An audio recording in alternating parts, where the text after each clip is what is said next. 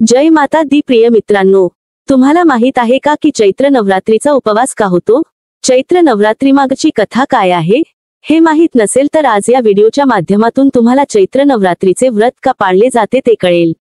शारदीय नवरात्रीचा सण का साजरा केला जातो हे अनेक वेळा लोकांना माहीत असते, पण चैत्र नवरात्री साजरी करण्यामागील कारण फार कमी लोकांना माहिती आहे.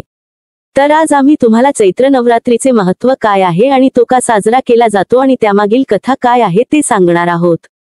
चला तर लगेचच व्हिडिओ सुरू करूयात. चैत्र नवरात्री आणि शारदीय नवरात्रीच्या 9 दिवशी दुर्गा देवीच्या 9 रूपांची पूजा केली जाते. परंतु चैत्र नवरात्रीच्या महानवमीला रामनवमी साजरी केली जाते. या दिवशी श्रीरामाचा जन्म झाला. शारदीय नवरात्रीच्या 9 दिवस देवी दुर्गाने महिषासुराशी युद्ध केले आणि जगाच्या कल्याणासाठी 10व्या दिवशी त्याचा वध केला. या दिवशी श्रीरामांनी लंकेचा अधिपती रावणाचा वध करून धर्माची पुनर्स्थापना केली होती. हा दिवस दसरा, विजयादशमी म्हणून ओळखला जातो. चैत्र नवरात्रीला माँ दुर्गेचा अवतार झाला होता. कथेनुसार दुर्गेचा अवतार चैत्र नवरात्रीत झाला होता. खरे तर ब्रह्मदेवाचे वरदान मिळाल्यावर दैत्यराजा महिषासुराने स्वर्गापर्यंत नरकाचा विस्तार केला होता. राक्षसांच्या हल्ल्यांमुळे आणि कुकर्मांमुळे देवदेवतांनाही त्रास झाला. एक वेळ अशी आली की महिषासुराच्या सेनेने देवांचा राजा इंद्राच्या सैन्यावर विजय मिळवून त्याचे सिंहासन हिसकावून घेतले.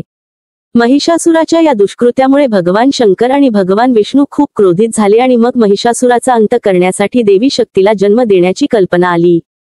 देवांची एक सभा झाली आणि सर्वांच्या संमतीने असे ठरले की सर्व देवी देवतांच्या तेजाने अशी एक देवी निर्माण होईल जी महिषासुराचाच नाही तर इतर अनेक राक्षसांचाही नाश करेल.